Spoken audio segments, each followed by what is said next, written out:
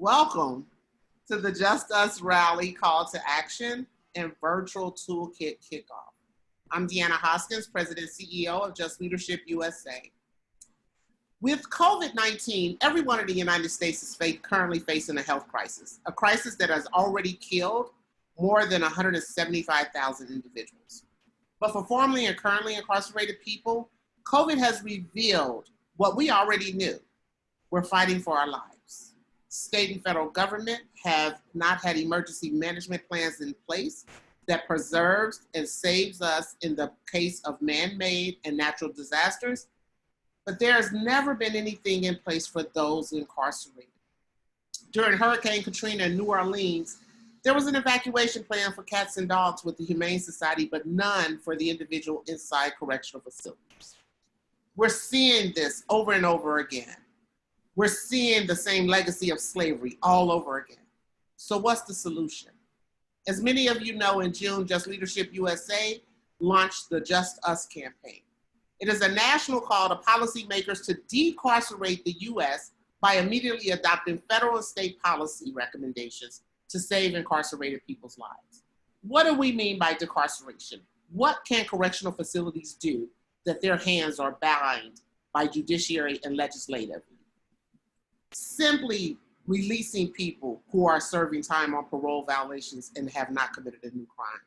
Simply taking a look at individuals who are 12 months to their release date and releasing them.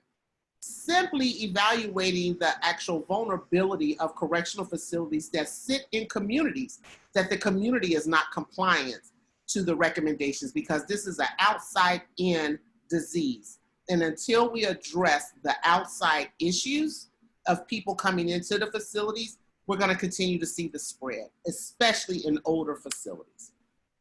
The recommendations we have laid down requires a pipeline within the criminal justice system, from law enforcement, police, to actually DOC, parole, and probation, and how they respond to individuals.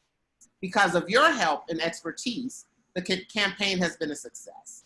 We've promoted Just Us at the DNC, newspapers, television, since the summer, and we want to have our very first Just Us Toolkit, specifically to give you guys the knowledge and tools and resources that are necessary to push this and other life-saving campaigns in your area.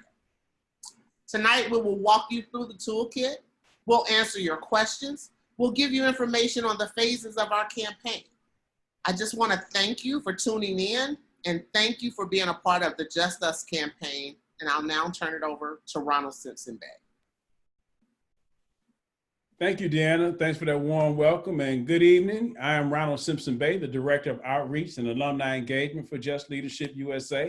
I also call myself the National Hype Man for the organization. I'm certainly glad and proud that each and every one of you could join us this evening to have this powerful conversation around the Just Us campaign and what we can do to help move forward some real reform in criminal justice in this area in this era of COVID-19.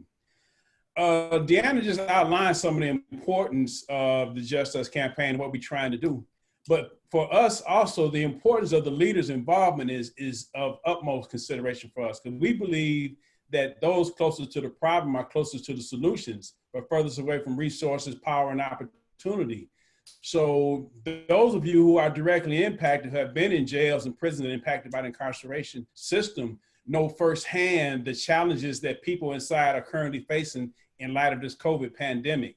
And we know that the apathy of our legislators and our governing systems has to be pushed from apathy to proactiveness to actually act on these changes and challenges that we face at this time.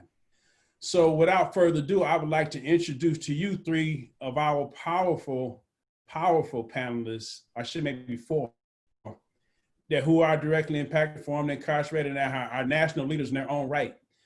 Celia Colon, she hails from Chicago, Illinois, and she is a passionate community organizer dedicated to helping secure equality and second chances for justice impacted people. Celia supports initiatives and legislative policies that advance and transform smart criminal justice reform. She is an alumni of the 2018 Leading with Conviction cohort from Just Leadership Development Program. She was chosen as one of the fiercest over 40 ambassadors in Illinois. And she's also the CEO and founder of Giving Others Dreams Guide, a nonprofit organization that provides direct reentry services and support for justice-impacted women. Chastity Bowman, the amazing Chastity, she is the president and founder of the Ohio Prisoners Justice League, which advocates for humane treatment inside the 28 correctional facilities in Ohio. Chastity seeks to invest in the leadership of others and to help those who are directly impacted by incarceration learn effective skills to advocate for themselves and for their community. She has actively lobbied Congress to reinstate Pell Grants to those currently incarcerated. She was accepted into the 2020 cohort of Just Leadership Leading with Conviction program, and we are proud to have her. Hakeem Crampton is the Michigan statewide organizer for Just Leadership's Working Future campaign. He's an alumni of the 2018 cohort with Celia, and he is an award-winning poet and author of 8 books, a national juvenile justice youth violence prevention specialist, and motivational speaker from Jackson, Michigan. And he also serves as a commissioner on the Michigan Indigent Defense Commission Task Force, the first formerly incarcerated person to be appointed to a state task force in the state of Michigan. Congratulations, Hakeem. And Lester Young, last but not least. Lester is a native of Hilton Head Island, South Carolina. He currently works as the South Carolina statewide coordinator for our Working Futures campaign.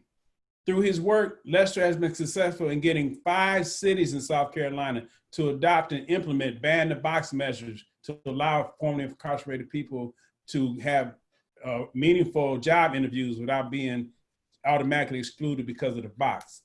Lester is a certified life coach and a published author. And without any further ado, I would like to have the panelists talk about themselves and the work that they do in connection to COVID. Thank you for having us. Who wants to go first? How about Lester? Jump in, Lester. Definitely. Thanks, man. Thanks, Unc, for the great introduction. And I've always like to just say thank Just Leadership for giving me an opportunity to continue to amplify the concerns for those here in South Carolina nationally. The work that I'm doing right now around COVID or Just Us campaign, it's something that I always tell people, being that I am formerly incarcerated, served a total of 22 years inside of the South Carolina prison. I spent the majority of my life in prison. So upon my release from prison, I knew that that was not going to be something I was going to just walk away from and forget about. So in this situation that we're dealing with right now with COVID, it's a personal thing because I have had personal friends that have actually died as a result of COVID-19 or actually sick. And some of them had died inside of the prison system in South Carolina, and some of them are actually still sick. And they're basically fearing for their life because of the conditions inside of prison. So it only fuels me more to just stand and continue to raise this issue of why Just Us campaign is so important for them. Right now in South Carolina, we still are struggling with getting the prison director and the governor of South Carolina to even acknowledge the devastation of COVID inside of the prison system. We have had over 2,542 people have tested positive for COVID-19 inside of the prison system, and still the director have not come up with any strategies of how they're going to protect this population of people or what they're going to do to continue to move forward in this. So what we're doing right now is pushing this initiative forward, getting the prison director, the governor, or any elected official in South Carolina to really see that COVID is an issue.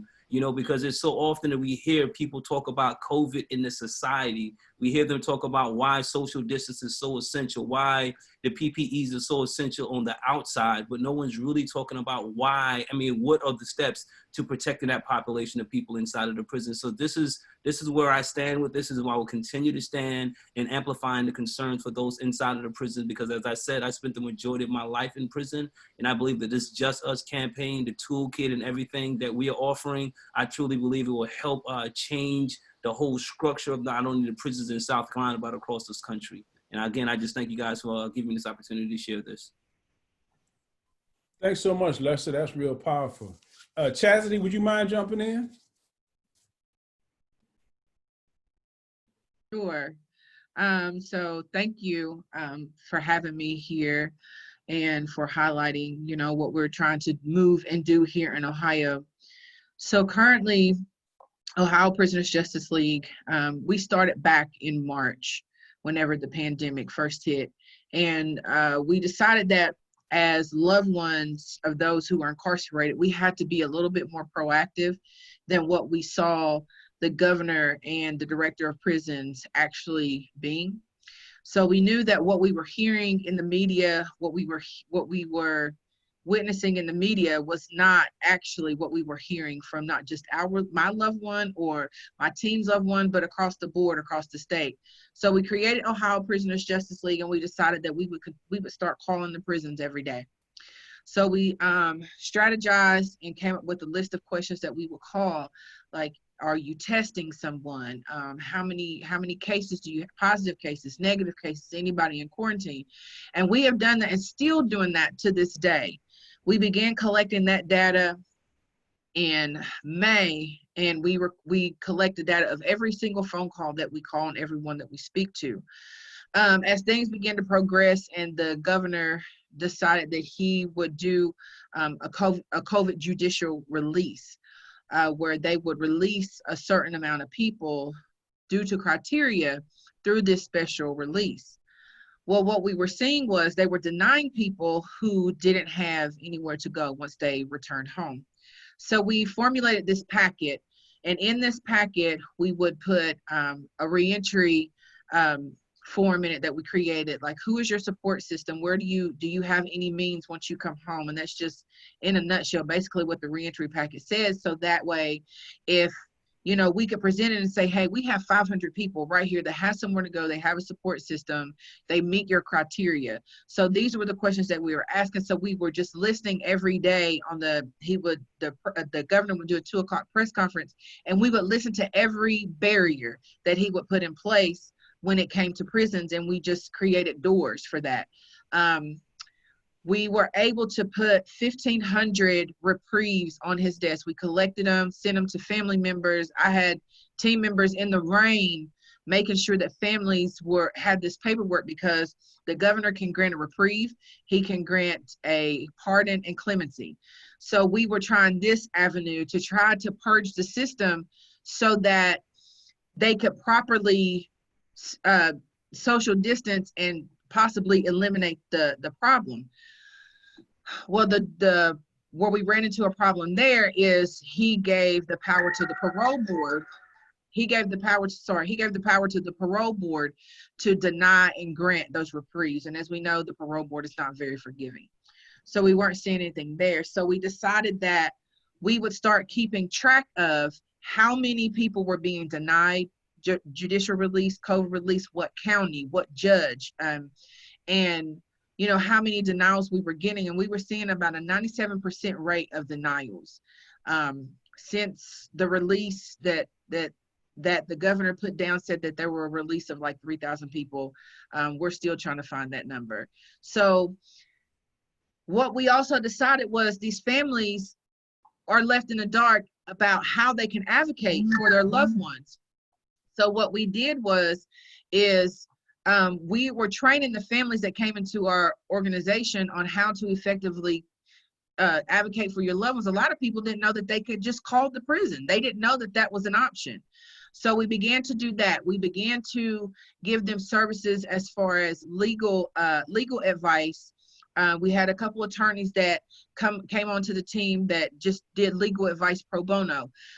We made sure that families had power of attorney and medical power of attorney over their loved ones, because they wouldn't give medical information anymore. So basically what we do is we just look at all the barriers that has been created due to this pandemic, and we just make doors, you know, and enable families to understand what's really happening.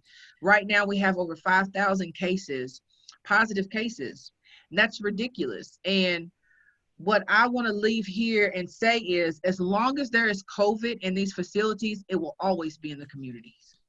And that's just a fact, because as we know, they're incarcerated. Where can they go, you know, other than where they are? So those that are coming to and from, it'll always be COVID in our communities as long as it's in the prisons. Absolutely, no doubt about it, and that's the sad thing about it. Deanna pointed out earlier that we have 185,000 people in the country that have died from COVID, and I was recently looking at some numbers. In prison, we have over 10,000 people that have tested positive in prison, and over 1,000 people that died. And to put that into context, if you look at the death penalty over the last 10 years, only 321 people have been put to death in the United States in the last 10 years. But in the last 5 months, we have lost over 1,000 people in prison, in jails to COVID who didn't have death sentences. They went in with whatever charges they had, but none of them were death sentences, and they died. And they basically died alone because we know that their family members and loved ones didn't have access to go in and either spend their last moments with or see them before they passed form. So for us, it is of the utmost importance that we, what I say, put the human back in the humanity back into being human. So Lester, what are some of the challenges you see in Lester there in South Carolina? It's really just getting our elected officials to understand the severity of why COVID needs to be addressed, and creating a strategy and how they're going to reduce that population, that vulnerable population of people to outside of the prisons. We have had individuals right now who are struggling with just the basic necessity of food. We are both, all of us on this call, we know that the majority of all of the prisons are actually staffed by the prisons, by those that are incarcerated. So now, being that these individuals are on lockdown here in South Carolina and across this country, they're being denied access to food. The basic essential things from the cafeteria is being denied to them, and they're getting it in smaller and smaller portions, and they're not able to go to the canteen and not able to get the nutritional things that they need. And another issue that we are running across here in South Carolina is maybe about a year ago, the prison director, they had this bright idea to put metal plates over all of the windows in the prisons. So these individuals are now stuck in their room since March, and they have a metal plate that is blocking any sunlight from coming into the cell. So now they're sitting in there with lack of food. The issue with COVID, some of them been tested positive with COVID, being denied access to contacting their family members, and now they don't even have the proper sunlight that is coming inside of their cells. So these are issues that we're really pushing forth right now, getting family to really see this issue as a serious issue, and getting our elected officials to start having a real conversation about it. Because if we don't have a conversation about it, Shasta meant that this COVID would not go away inside of these prison systems until we begin to have a real honest conversation. And that's figuring out how could we create exit strategy and reduce this population by giving these individuals early release and granting those parole that are eligible for parole. Absolutely, absolutely. Our jails and prisons have become self-created super spreader spots. Hakeem, welcome to the call, my brother. How's everything going in Michigan? Thank you. As you know, and some of people may not know, here in the state of Michigan, right now, today, as I'm speaking right now on this call, our Department of Corrections union, the Department of Corrections officers and unions are currently picketing here at our state prison over COVID, the COVID crisis non-response from the DOC here in Michigan. They are actually calling for the resignation of our director of the Michigan Department of Corrections, Heidi Washington. They have organized actually about 6 strikes that they are on right now. And today they're here in Jackson, and tomorrow they will be in Detroit, and next week they will be in another prison, and they're striking.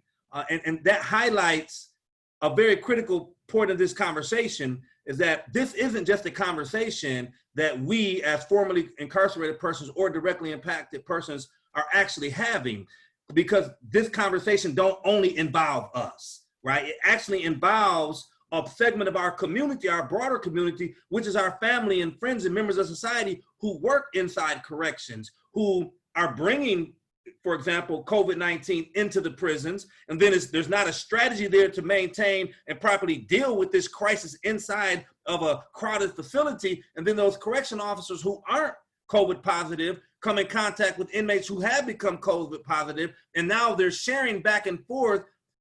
This crisis is going back and forth in and out of prison and to the society, and it's causing serious, significant damage to the lives of people that are in prison and families out in the community. So when we talk about a response to a crisis of this nature, when there's a lack of a response, a lack of a policy response, right? The lack of action of implementing those policies in terms of practicing those policies, right? Because it's not like we don't have a history of crises impacting prisons and jails.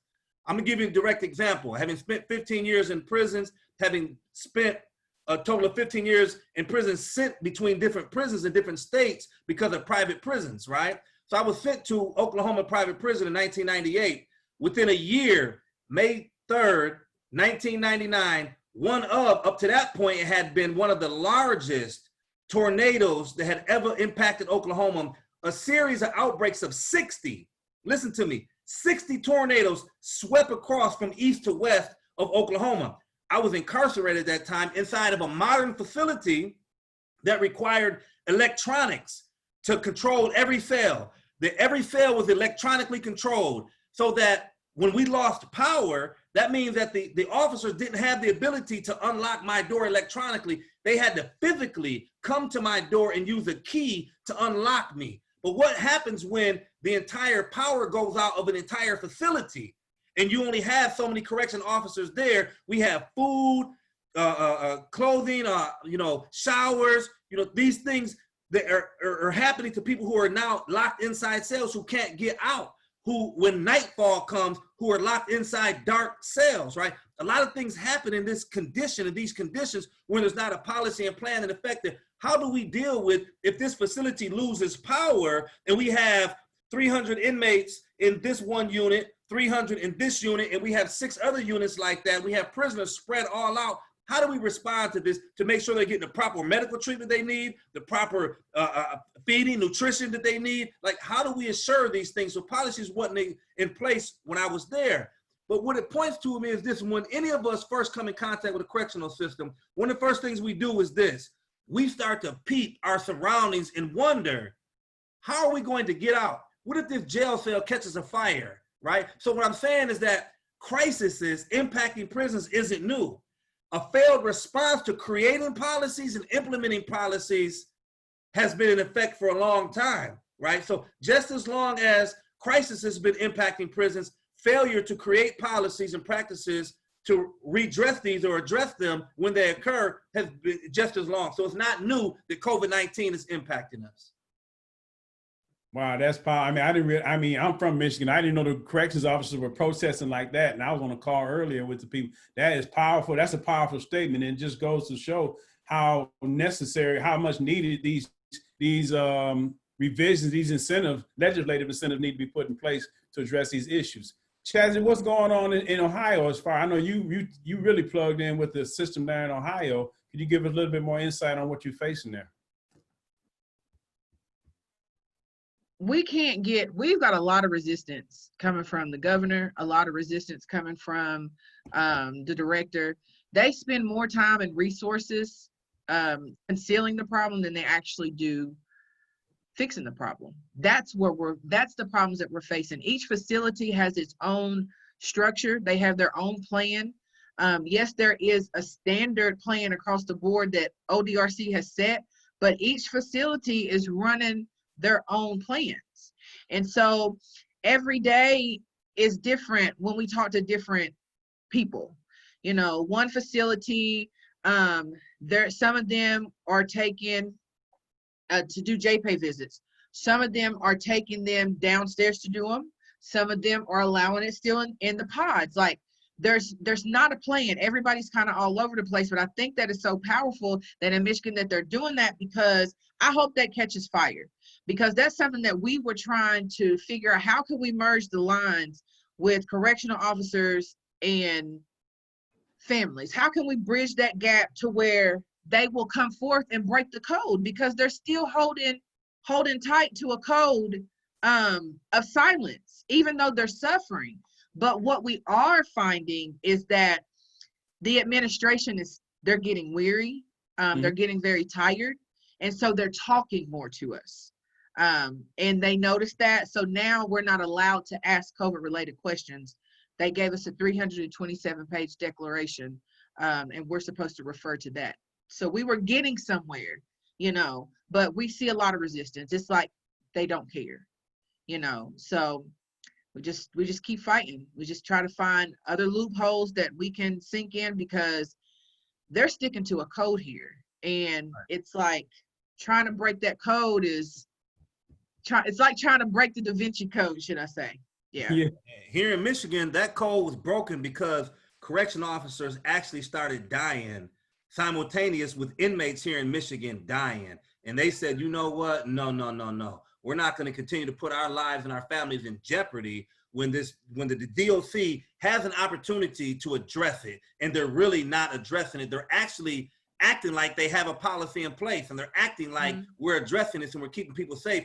And there's a chronicle, the guy Manville, Mr. Manville, who wrote a book of the Prisoner Self-Help Litigation Manual. He's here in Michigan. He started doing chronicles of prisoners here in Michigan, sharing their stories via YouTube. They called him from prison, and he would share their story, and they were very powerful, impactfully displayed stories of deep personal narratives of people inside prisons who are currently inside cells with people who were positive, themselves positive. Sometimes they were telling stories of they were negative, but they were moved into a unit with positive people, or they were positive and moved to a unit with negative people. And it was like it was intentional how they felt. So guards said, no, we have to stand up to this. And they became courageous and stood up here in Michigan. It's happening right now as I speak. They're out on Cooper Street right now.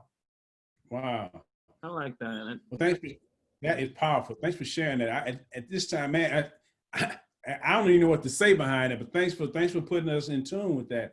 At this time, I'd like to turn it over to our partners in this work, Stephanie Bazell, who is the Director of Policy and Advocacy at the College and Community Fellowship.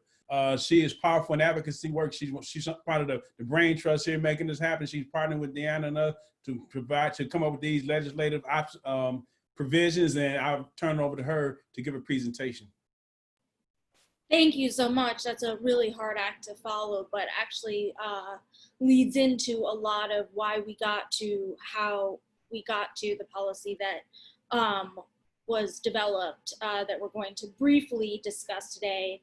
Just outline, some of you on the call were intricately involved in developing this, so we don't want to go over it in incredible detail, and there will be a special session dedicated to this. But essentially what happened when COVID was breaking out, people were realizing, you know, they were trying to be as reactive as possible to what was happening. It was imminent, it was urgent to get as many people out as possible. No one knew what to do. It felt like we were blindsided. There was, of course, a lot of the things happening just across the United States, and then those behind bars were being completely ignored. And it was Deanna who raised that, one, this is not the first time this has happened. This is, you know, recalling memories of different disasters in which people behind bars have been completely ignored. And this is just a continuation of that in a more extreme manner, just because of the nature of the epidemic. And secondly, that rather than just be reactive to what was immediately at hand, there needed to be a call to action to redress COVID, but then also to all future disasters, because floods, hurricanes, wildfires, all of these things are things for which there is no protections whatsoever in place for those who are currently incarcerated. And David, would you mind turning to the slide?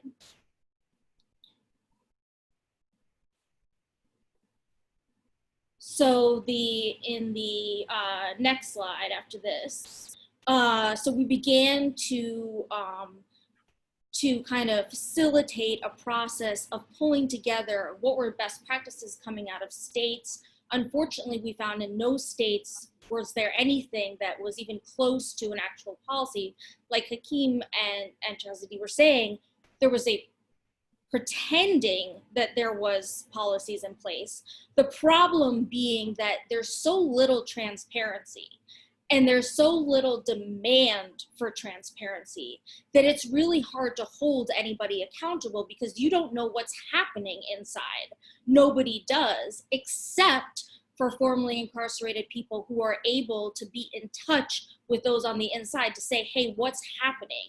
Those who are able to know what the facility looks like, and that it was impossible to accommodate the CDC guidelines that were being instructed, the social distancing, all of that, say definitively, listen, you're saying you're handling that within the prisons and the jails. You are by no means doing that. And from the top down, in terms of government, it was a really horrible display of negligence that just kept going downhill, starting with when the CARES Act passed, which is when we all got our stimulus checks. They were said that we did not have to, basically they gave BOP a directive to start to release people to compassionate care. And BOP and DOJ decided, you know what? Actually, we don't, we're gonna put all these restrictions on it. We're gonna make sure it's only people who fit into very specific qualifications. And it just showed that there was literally no care. So we began to pull together, this was just the process. There were epidemiologists involved, emergency managers, government official, a really diverse array of people, including, because, you know, as Hakeem mentioned, just the corrections unions. It showed a shared fate between the corrections officers and those inside. This demonstrated for the first time that no one cared about the corrections officers. What they cared about was punishment itself. And they were willing to sacrifice anybody and anything for punishment above all else, even if that meant death of thousands. So moving to the next slide. Wanting to be forward thinking, wanting to not only address COVID and any sort of public health issue that might take place, we decided to create a policy recommendations, which can be seen on the website. And again, I'll go into much more detail in another presentation with you all, but this creation of an advisory committee where people who traditionally are not really steeped in what happens in a facility can go into the facility and assess, based on what type of disaster is most likely to happen, what should be done, and facilities should submit plans that are then used by that facility. The overarching point here, top line point to be made, is that it would be flexible to any type of disaster. So another Hurricane Katrina, this legislation would be responsive to that.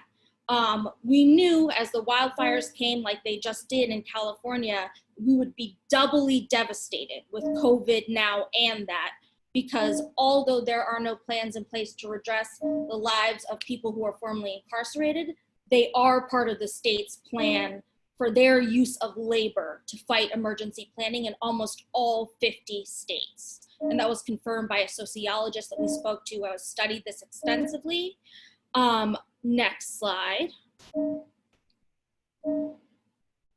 So again, just top line, we put into place people that immediately need to be considered for release. It's all about being prepared. So the more you're doing this ahead of time, the more you're saving, both in terms of money and in terms of lives. So we have a list of a bunch of considerations within docs. It has to do with humane treatment, has to do with labor, solitary confinement, all of the different issues that were being revealed, mostly and most importantly by formerly incarcerated advocates and by people on this call. Next slide. So there's been a lot of emphasis throughout COVID on release, but at the same time, what's happening is people are still being arrested, people are still being arraigned, they're still going. So even though a state may say, oh, we released thousands of people, they'll have admitted another thousands of people. And that jail churn, which is what the terminology is actually the worst possible thing you can do in the case of an infectious disease. So next slide. The purpose of this set of policy recommendations, which is a really dense 5 pages, was to address all of the pipelines into the criminal legal system. And so there's things like citation instead of arrest, things that prosecutors have to do. And we consulted with these, members of these actual, people who were in this position, people who had dealt with this position, to see what was best. Next slide. So this is already, I think, was most well spoken to by the panel. This is just a situation that's being exposed now, but just hammering it home, that it's not, this is about taking back power. We cannot continue to ignore these populations. These are human lives. And so with that, there are some, again, top line things we suggest people do when starting the Just Us campaign within their state. It's critically important to JL USA that it's carried out through the leaders, because as you heard from the panel, those who are on the ground really know the details of what's going on in their state in a way that a national organization or an organization based in another state could never know. There are so many nuances with respect to that. So we're here to provide support and everything like that. But it is your show, and we are just here to give you the resources that are necessary. And with that, I want to kick it off to my colleague Bridget, who works with me at CCF and really spearheaded the creation of this toolkit, which is made to help you to carry out your campaign. With that being said, we are open to having people contact us, and we will be facilitating ongoing strategic advice as you navigate how to get this executed in your state. The policy recommendations themselves are very long. Some parts of it are, and Deanna always describes it as a mansion, right? We're coming in with demanding a mansion, but we'll settle for the house. And so for each of those, what that house looks like is going to vary state by state. Great. Well, thanks, Stephanie. Again, my name is Bridget Shanahan. I'm from College and Community Fellowship, and grateful to be a partner with Just Leadership in working on this project, because we all know how important this is. It's already been laid out pretty well. And so I want to speak specifically about the toolkit. So this is the official unveiling, and I'm hoping that everyone can see. But what we've gone ahead and done is created a full stop, one-shop toolkit for the community to be able to use. And so I was thinking about people working on all levels of advocacy, from those who are new to organizing all the way to experienced advocates. And Deanna really wanted it to be a place where we could house everything that you would ever need for the Just Us campaign. So you'll see right at the beginning, there is this long list of content. And so what's really helpful within it is that if you want to just click on one of these, you can hop right to the section that you might specifically be looking for, so that you don't have to go searching through everything to be able to find specific material. And we thought that, if we're giving this to someone who is brand new to this campaign, we wanted them to have everything that they could to be successful. That is like from just like glossary of terms all the way through thinking about, the framing section, such as person first language, and also how communications with Just Leadership likes to use their values-based messaging. So everything that you could think of is literally put into this document. It's about 38 pages, and there are also additional links within the document that live in here that once you click on it, you'll be able to find even more material. There's a welcome letter from Deanna, and then right at the beginning, there are quick links. Stephanie talked about policy recommendations. That is all housed right here. If you want to send someone a quick link to the letter campaign, everything is, like I said, all included. So I want to just quickly show you easy ways to use this. So if we're going to the building organizational power, and I said there are additional links within, everything that you may need, including if you want to do a sign-on Google Doc, there's a sample Google form that's already created for you. It says sample Google form, everything's written out. We wanted to make this as easy as possible so everyone would have the messaging, the language, everything in one spot. And so one thing that I would say is that if you are going to use some of these documents, just make sure that you make a copy of the form and not necessarily use the original that links to the original document. because you might change the scope or alter what another organization or a leader might be using. So anything, we've, like I said, we've literally attempted to put everything into this toolkit. There will be upcoming trainings. Stephanie spoke briefly about that, but there are going to be upcoming trainings about each of these sections. There's things about digital organizing. There's information with social media graphics, and anything that you could think that you might need for the Just Us campaign has been put in. So shout out the Just Leadership comms team, because they have helped create some amazing social media graphics and language and content to help with your, like, to be able to put things out that you need to do. So with that, I am going to actually turn it over to MJ. I should unmute my phone. Thank you very, very much, Bridget. Yeah, no, I think this is great, and thank you for taking the time to talk. Like Bridget mentioned, you know, there's a number of things in the toolkit. I'm going to walk you through briefly some of the communications and messaging. And then I'm going to talk a little about strategic media outreach. Then I'm going to pivot and talk a little bit about digital organizing. I'm going to try to do all of this within 5 minutes, but I know I'm not going to be able to do it. So I was going to time myself, but now I'm not. David, would you fire up my slides, please?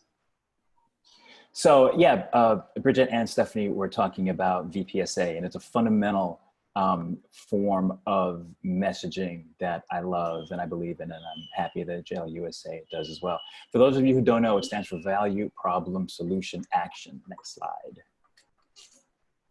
So one of the things that is important in messaging, and the toolkit lays this out fairly early, like on page 5 or 6, is the idea of values-based messaging.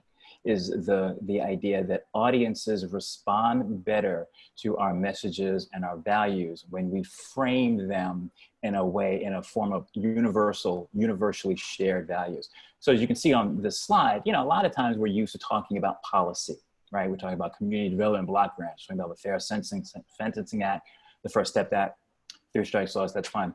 Audiences don't always respond to those policies in the way that we want them to move sort of hearts, minds, and policy. So we move up one step, right? And we can talk about issues. We can talk about criminal justice. We can talk about immigration. We can talk about civil rights, affordable housing. And those are more evocative, right? Those get our audience onto our side stronger. But when we talk about shared values, and we talk about things like equal treatment and human rights and dignity and opportunity, voice and community, those are shared values that help draw an audience more toward our side. That's the values-based messaging. The toolkit lays that out, like I said, fairly early, so I implore you all to read that. So thank you, David. Next slide. One of the reasons why we do this, values-based messaging is value, where you state the value, and then you name the problem that stands in the way of that value. And then we want to talk about always an affirmative solution to the problem. And then the action. The action in VPSA is vital. It leaves the audience with something to do, something concrete that they can see themselves doing. One of the reasons why we do VPSA, and we talk about values-based messaging, is the problem of the prevailing narrative in a lot of our issues. The problem of prevailing narrative around criminal justice reform and criminal justice, systemic racism, really, if I'm being candid, calls down to 2 pillars. It's the same narrative, and it has been the same narrative for generations. It's law and order, and it's theft of resources. It's this fear-based narrative that forces people to believe that they need to do violence against Black and brown people, against people of color. They need to incarcerate them for egregiously long terms. But it all stems from fear, and it all stems from this idea that if you can name someone a particular thing, and if you can call them something, you can dehumanize them. So audiences may often, even by accident, use dehumanizing language. And we have a section in the toolkit that is immediately after VPSA that lays this out pretty clearly. So I'm not going to go into it too much because I suspect a lot of us already know this. But the current vocabulary around criminal justice is trash, right? It's awful. Perpetuates these misconceptions, it reinforces stereotypes, and it gives people a reason to deny our common humanity. Words matter. People, when I used to cover police back when I was a journalist, you know, the people in the precinct would call me Mikey. My name is Michael. There's not a single person in the world who ever called me that. But it's dehumanizing. It's infantilizing. It makes me seem like a child. So words matter, and the words that we use matter. So one of the ways that we can get around this is by using first person language. And again, the toolkit lays this out pretty clearly. So I'm not going to get into it too much, but I will ask David to go to the next slide for me. We want to talk about people. We don't want to talk about labels. And I know that a lot of these words are ingrained in us because they have been around for so long. You see them in newspapers, you see them on television. The toolkit mentions this. A lot of times you'll be talking to a legislator or even a journalist who uses words like felons, criminals, convicts. I had a meeting a couple of weeks ago with a lawyer here in New York who wanted to work with me around something called felons on juries. And the first thing I said to him when I got on the call is, look, this is not going to go well if we're going to use these particular terms. We don't want to use these. We want to gently steer the conversation around toward people, right? People convicted of felonies, incarcerated people, formerly incarcerated people, directly impacted people. We want to shift that because the words we use change the way we view people. And once that happens, it changes the way we act around them. So we always want to shift that language. Next slide, please. The toolkit also mentions strategic media outreach, somewhere in the middle, I think around page 30 or 32. We also confuse, I think, getting our message out with getting a message through. And so earned media for us is vital. The ability to connect with a journalist, with a news outlet, with a media outlet around our values and around our stories is important. But what happens is we have a better chance of telling our story, whether it's about advocacy or policy change, shifting discourse, policy recommendations like Just Us, if we know what our message is. And so the toolkit will help you refine and hone your message. It mentions things like the value of an op-ed versus the value of a letter to the editor, the value of a radio interview versus the value of a TV interview. David, you get the next slide, please, so I can talk about that just a little bit. So it talks about different kinds of earned media inside the toolkit, how radio is more of an intimate sort of outlet and the opportunity to tell more personal stories. Television allows you to reach persuadables. Those are the people who are kind of on our side, but also not really. It's those people in that middle range that television is great at reaching. Print, more nuance. You can build more relationships with journalists that will last over the long term. And I've seen it happen. I've seen it happen here. I've seen it happen in previous jobs. It's vital.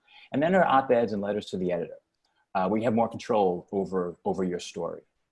So the toolkit will lay out a lot of those different things that are vital toward getting your story. There is one more slide, I believe.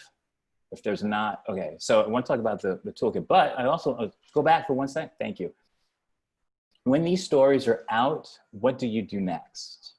The toolkit mentions, and I think Bridget even talked about it, digital organizing and social media. And it mentions tips and not tricks, but guidelines to how to uplift and elevate the stories that you get in media, whether it's a newspaper or television. If you're gonna go on Twitter, please use the Just Us hashtag, #JustUs. Retweet and share the stories when you get them. If you're not on Twitter and Twitter's trash, we all understand that. If you're on Facebook, retweet and post the stories on Facebook. Find ways to energize your base. Find ways to energize your base. Twitter is good for that. Facebook, I would argue, is probably a little bit better. It's also, there's also a way of using multimedia where you don't always have to rely on television to tell your story. We do that a lot here at JLUSA, right? We have our Facebook Live.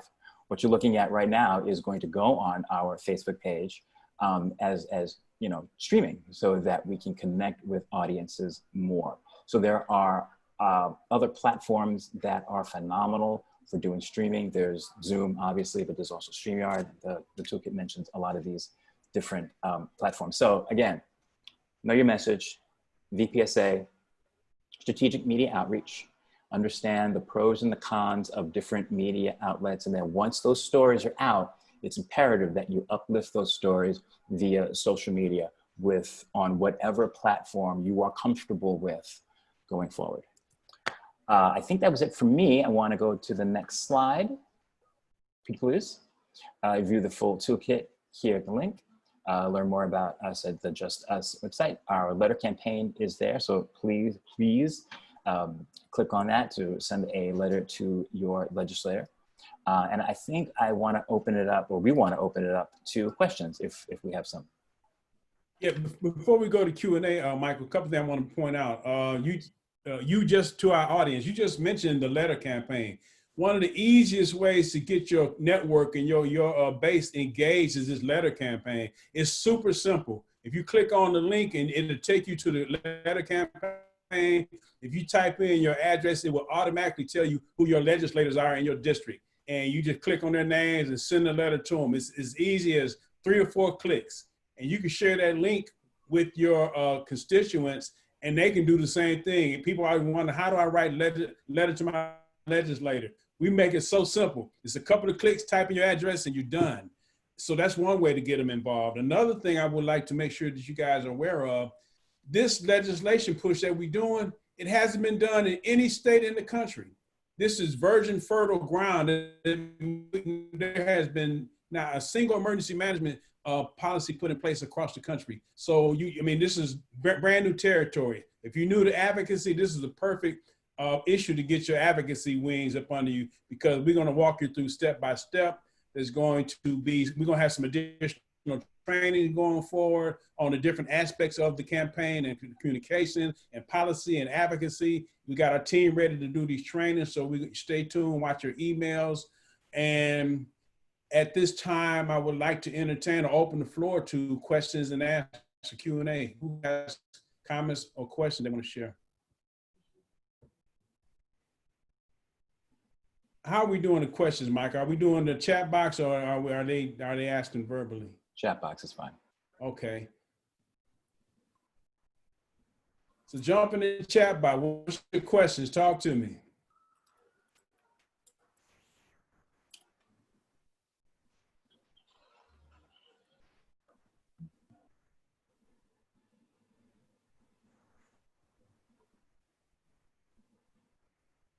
We're waiting on a few questions. One of our last panelist has joined us. Celia, you want to introduce yourself and say a few words about what's going on in Illinois? I've already read your bio and introduced you. So. Yeah. Okay. Yes, I'd like to apologize for my time confusion, but you guys are doing a tremendous job. Everybody at Just Leadership USA and everybody across the country that's kind of doing their part, right, to fight the system. So a little bit about myself. I'm a Chicagoan, a proud Just Leadership USA 2018 alum. I'm also the founder of GOD. What we do is provide mentorship services to women coming home. So holistic approach to support, any way that support is needed after an individual assessment is done.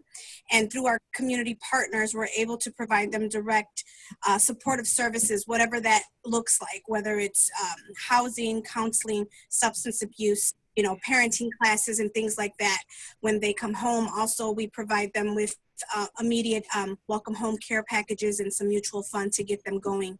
I just think that, like, with my work right now, I'm still able to go inside the prisons via Zoom. So I'm visiting Decatur and Logan, and actually I had a Zoom scheduled yesterday for Decatur, and it got canceled because they're back on quarantine. I've only been able to see groups of 16 at each time, but with my discussion with the ladies, they're terrified. They're emotionally drained, just like the rest of us in America. But on the inside, it's so much harder. They have children. They're worried about their mental health and their emotional health. There's no room for social distancing. There's no proper PPE equipment being given to them. A lot of them have had the same mask that was issued to them 2 months ago, 3 months ago. They also are letting me know that in the recent weeks that their food portions are getting smaller. So there's just a lot going on behind the walls that we have no idea of how a lot of people are even, keeping their sanity. So this work that we do here with Just Leadership USA, trying to protect the most vulnerable, is so important, because everyone that is locked up, 92% of them will come home and will be your neighbor.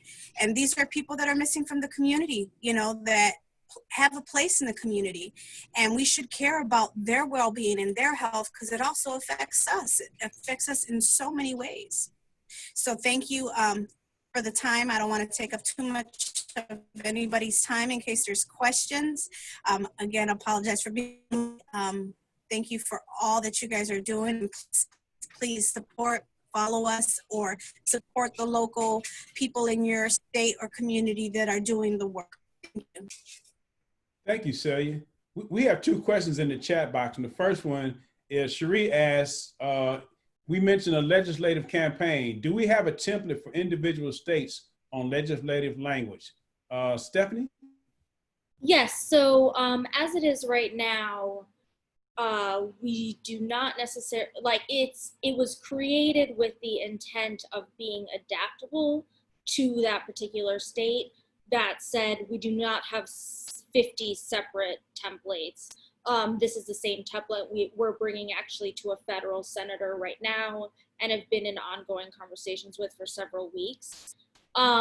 What we are going to do is, if you reach out to us, if you have an interest in doing this campaign, we will work with you to get, ideally, either JLUSA or CCF will work with you to get a subject matter expert who can adapt it to your state law. However, I have said this otherwise, if you bring it to a state legislature, and they are a particularly good state legislature, their legislative director should be able to do the adaptation for you based on it. I myself was previously served as a legislative director, and people would bring me an idea that was maybe 5 sentences. And it was my job to work with the bill drafting commission to utilize that to turn it into something that could actually be chaptered into law. And it was never as sophisticated as the set of policy recommendations that are herein, because it very rarely had as much input as that.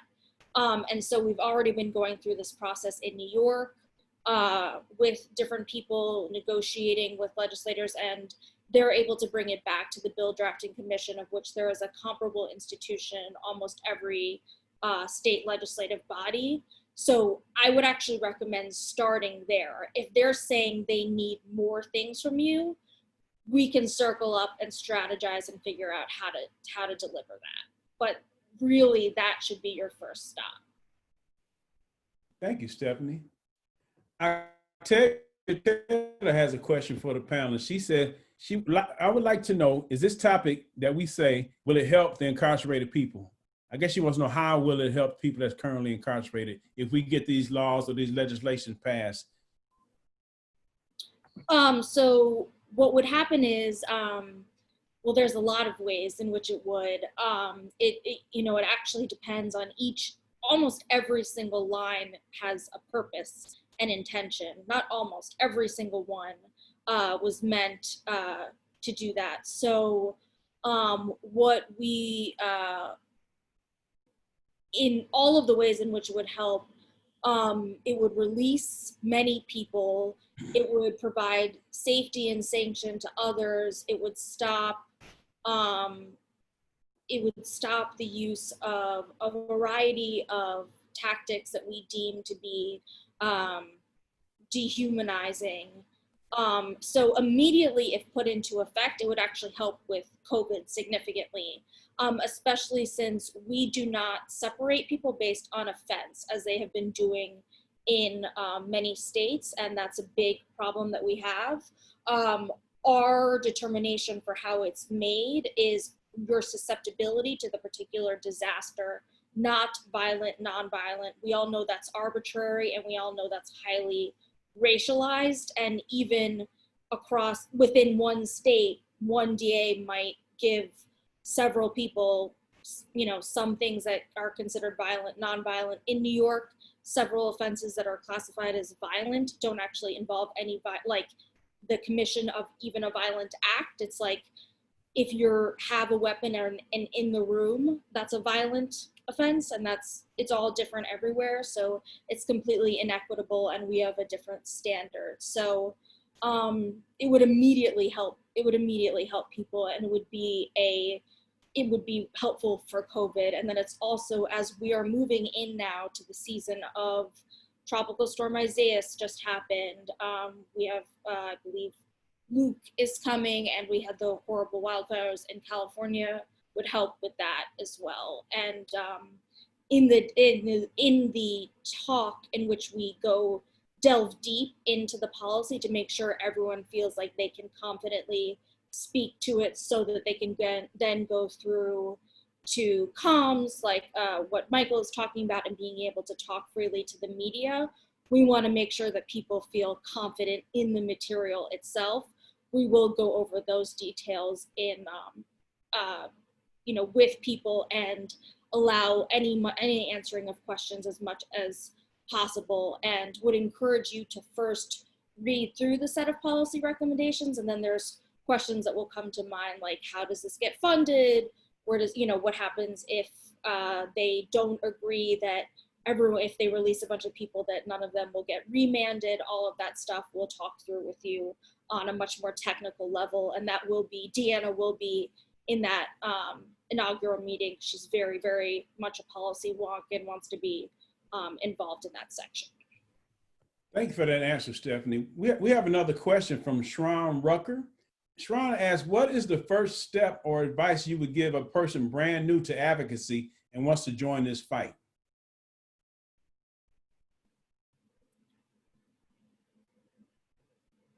Thoughts? I'm not to answer, but also to I think Lester, Hakeem, anyone, you guys also, like, from your own experience, being really established community organizers in your area, we've talked to that, and then we can talk to how specifically in the Just Us campaign.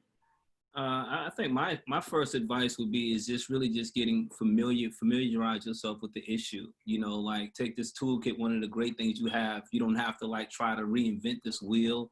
You follow the toolkit, familiarize yourself as much as you can with the toolkit, and then slowly start building your base with those who you're connected with. I think Michael mentioned, if you have followers on Twitter, Instagram, or Facebook, you start building that base with them, sharing information with them. And from there, once you build that tribe of individuals and help educate them about what those issues are, then the third step is now finding your local legislators and start having a conversation with them. But I really believe that you need to familiarize yourself as much as you can about the issues, because when you're like engaging in a conversation with the media, elected officials, it's easy for you to get trapped off or trapped in a conversation, and you get lost not knowing how to properly articulate that issue and lose the whole message. So like, even with language, when we talk about the power of language, you find some people say that they're advocates, but they're still using dehumanizing language. So this is what I mean, just like really focus on your education of what the issues are, and slowly start building relationships and finding someone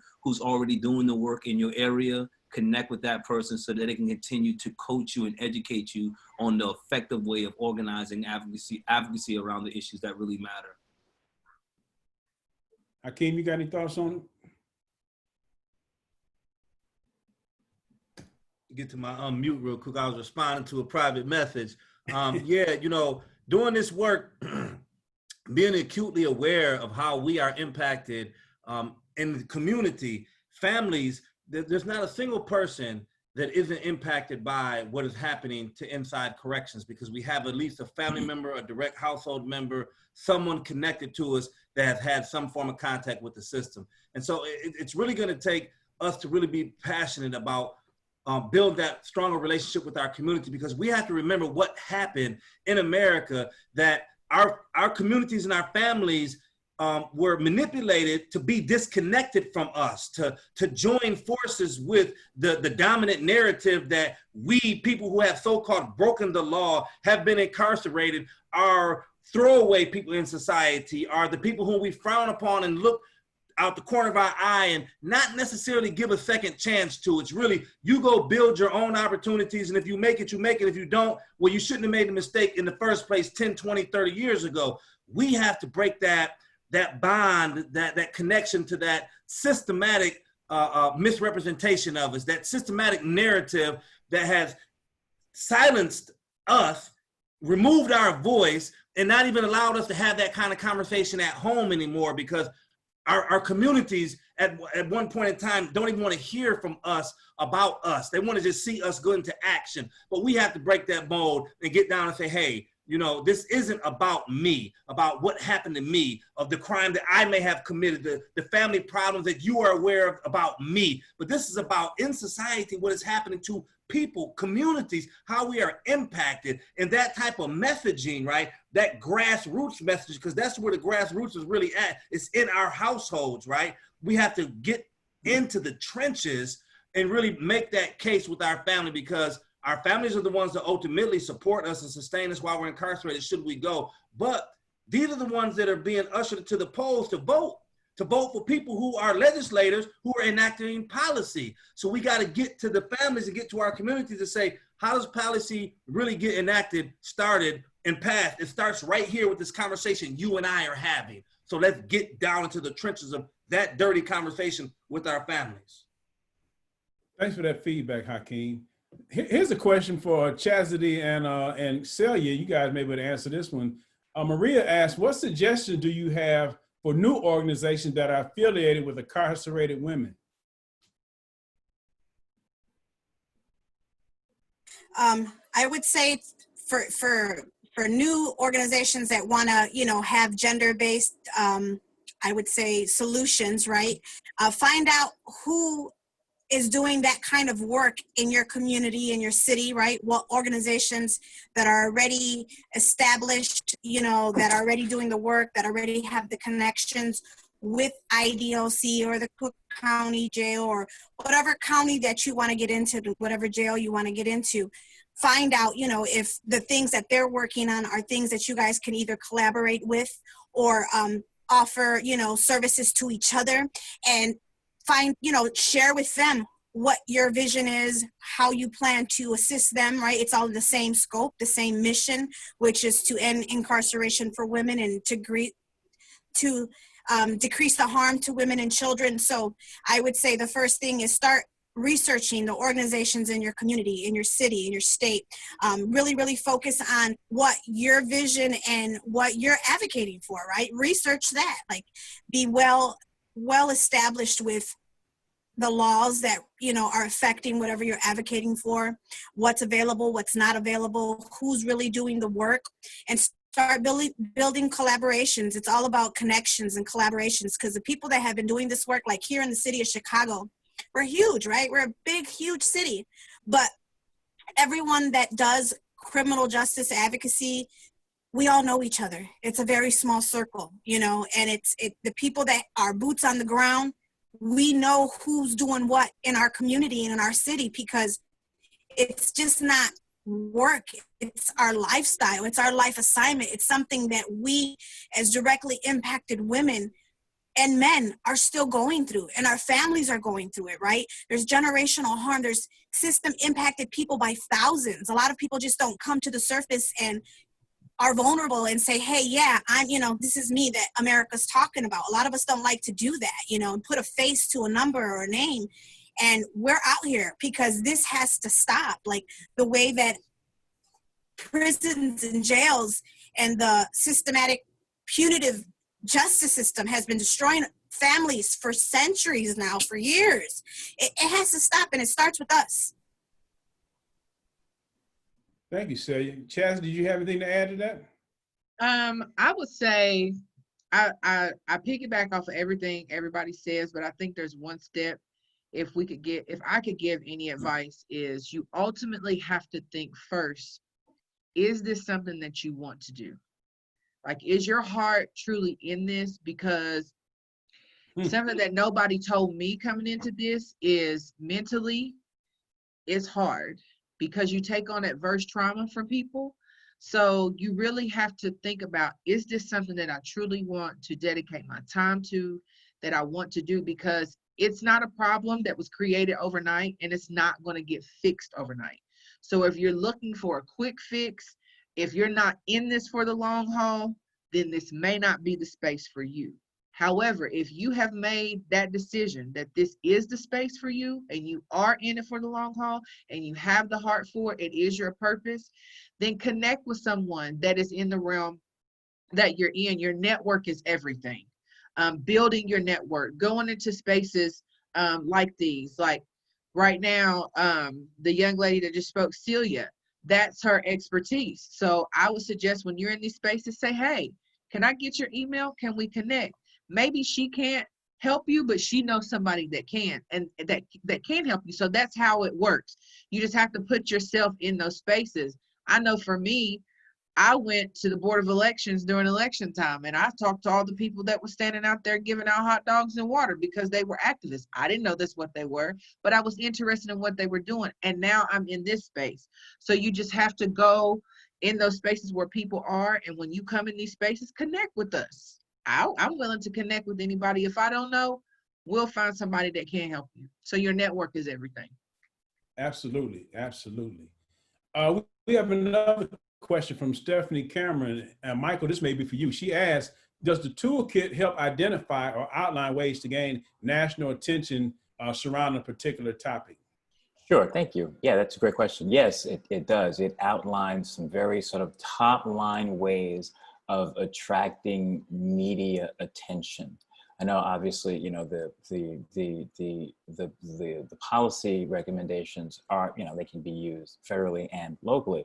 But, you know, if we really want to get our message and our stories out there, it helps to talk about federal. So the policy recommendations do target federal guidelines. But yes, there are ways of attracting local media. My contact information, and I'm the director of comms for Jail USA, is in the toolkit in a number of different places. So if you have any questions, or if you need any particular guidelines or talking points, or if you want to discuss media strategy, absolutely feel free to hit me up. That is literally why I am here. And so, yes, I'm looking at the question as well.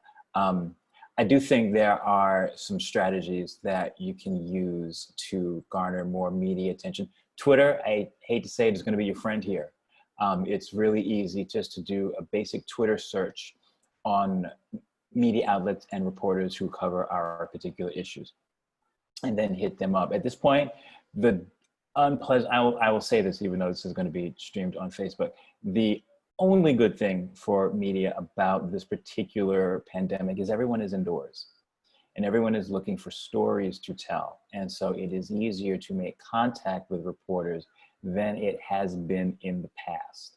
Hopefully we can cut this part out so I don't lose my job. But yes, there are strategies in the toolkit for you to use. And Stephanie, one other thing, I noticed you mentioned you trying to get some information out in South Carolina. You may want to connect with Lester on the panel here. Lester is Mr. South Carolina, and his email address is lester@jlusa.org. So reach out to Lester, and if you can't reach him, reach out to me, and I'll connect you to Lester. Hey, Uncle, I know her. Oh, you know her? Yeah, so I'm hoping that we can me and her again. Definitely continue to partner up on some stuff. She attended one of the rallies that we hosted at in South Carolina, and she's definitely someone I'm looking to continue to partner up with. So she got my email, Unc. She got my number too. Fantastic. See how that works, man. We're definitely work together, man. In closing, if there aren't any other questions, any of the panelists, you guys have any closing thoughts you wanted to share before we close out? Briefly, yeah. I just want to say to those who are on here as participants, get involved wherever you can and help us fight.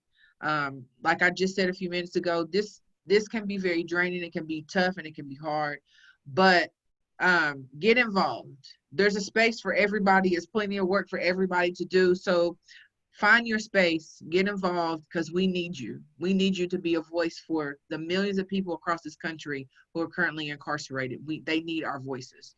So just get involved. Thank you. Hakeem, Lester, Stephanie, I got you. Steph, you're gonna you're gonna close us out. Oh, I am. I would just say, as my sister Candice said, is just get connected. Like, this work is a heavy lift, but it's a well-needed lift that we have to really get ourselves involved in and do whatever we can to continue to make a difference, because this is bigger than just us. It's bigger than just your one loved one in prison. This is 2.3 million people you're fighting for to change the whole criminal justice system. So that's why I want people to understand, you may have a loved one in prison, I get it, but if you're in the fight just to free your loved one, then this is not the fight. We're looking at changing this system collectively for everyone, not just one person. Absolutely, absolutely. Celia? Yeah, I would like to say, and the 4.65 million on paper or parole or probation, you know, this is something that affects just about every household in America.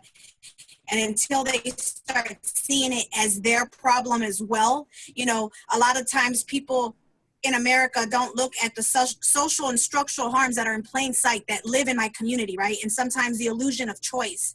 And that, you know, if America wasn't set up the way it was with these horrible systems that have been in place for so long, there wouldn't be so many people's lives destroyed, and there wouldn't be a hierarchy and all these things. So when you're fighting for everyone, you know, and whether you feel the impact in your house or not, you got to look outside in your community. And if you're Black or brown or poor white, it's impacting you. So you start from where you're at. It starts with you, even if it's just following us on Twitter, you know, sharing what we do. Sometimes a lot of people don't want to put a lot of energy as far as advocating, but right now you could be the best quarantine advocate in the world, because you can make emails, you could send phone calls, and we're giving you the language. All you got to do is copy, paste, and send, and just let your fellow neighbor know that you love them, that you care about what's happening in this world. And you do that by getting involved any way you see fit, whether it's donating to organizations that are doing the work, whether it's, you know, taking an advocacy class. It's all about education, finding out if they're registered to vote, finding out who did their census. There's so many ways that someone can get involved, even in the comfort of your home. So please always remember your power and do your part to change. Thank you, Celia. Hakeem?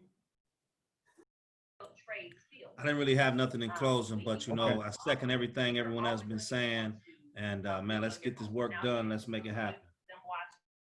Stephanie, I'm gonna give you the last word. And one of the things I'm thinking, I don't have it in front of me. I don't know if we have a list of the trainings that's coming up or even the dates yet. And I just want to make sure that we let the audience know that we will be providing that information going forward. But would you share whatever your last thoughts are here? Exactly. That's what I was going to say, is that there will be a calendar that we will share out shortly so that you know. You might be super experienced in community organizing, but not necessarily as experienced in traditional communications or whatever the case might be. And so we want to offer trainings. They're going to be offered by a rotation of people. Some of them leaders with conviction, graduating leaders with conviction. Some of them CCF, some of them JLUSA staff. So it'll really rotate. And there was a lot of information thrown at you today. None of it you're expected to necessarily retain or act on. Everything is written down, has been carefully written down, and will be given to you in a format in which you can go over it much more intensely and much more in detail. So it's really wonderful working with JLUSA. The leaders with conviction. I'm just constantly so impressed by all the work you do. It's really it really like pours into us and makes it so worthwhile to be doing this. And again, we're here just to be an asset to you in any way we can. I put my email. You can email me anytime, any day, and we'll set up a call and can talk things through in addition to the formalized training. So we will be, JLUSA and CCF will be meeting to put together a calendar of what the different trainings are going to be, who's going to be conducting them, getting that to you in advance as much as possible so that you're able to put it on your calendar And this is really more than anything. This is about the people behind the wall and saving people behind the wall, but it's also about formerly incarcerated advocates taking back power and being the foremost experts that you are and always have been, and getting the full-on recognition for that. And so Just Us is the launch of Leadership in Action, which is going to be the next phase after Leaders with Conviction. This will not be the first campaign. This will not be the last campaign. I mean, there will be many to come, and the toolkit is meant to be applicable to all of them. And so all of that information will be coming to you by email. So just be on the lookout for that and make sure to sign up, and we'll be so excited to have you on board. Even if you've never done anything in this state, this is really meant to, I just want to echo what Bridget said, meant for someone with any extent of experience whatsoever. Thank you so much, Stephanie. I'd like to thank all my wonderful panelists. I'd like to thank Just Leadership staff. I'd like to thank all our supporters and everybody in the community. Hey, let's make this happen. All of us are none. You know how we do it. So with that, I'll close and I bid you all an adieu, and I stand in solidarity with each one of you. Be well, be safe, take care. Bye-bye.